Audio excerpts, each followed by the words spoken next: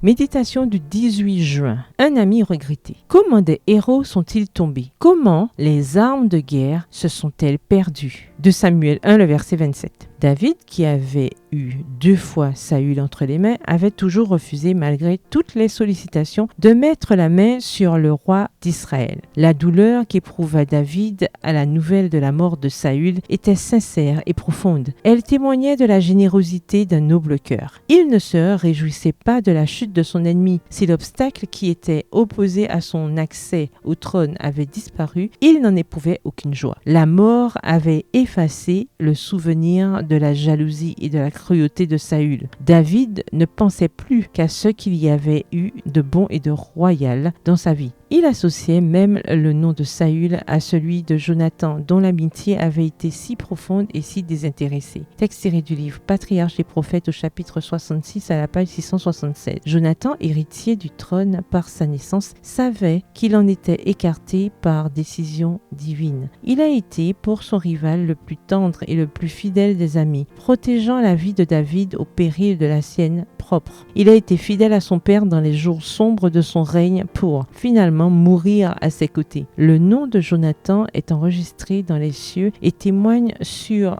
la terre de l'existence et de la puissance de l'amour désintéressé. Texte tiré du livre Éducation au chapitre 16 à la page 137. L'hymne suivant, dans lequel David a exprimé les sentiments de son cœur, a constitué un trésor pour le peuple d'Israël comme pour le peuple de Dieu de la Nouvelle Alliance. Comment des héros sont-ils tombés au milieu du combat? Comment Jonathan a-t-il été transpercé sur tes hauts lieux? Je suis dans la détresse à cause de toi, Jonathan, mon frère. Tu m'étais si cher. Ton amour était plus merveilleux encore que l'amour des femmes. Comment des héros sont-ils tombés? Comment les armes de guerre se sont-elles perdues? De Samuel 1, les versets 25 à 27.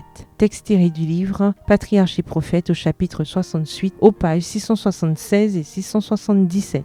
Bonne soirée, que l'Éternel vous bénisse.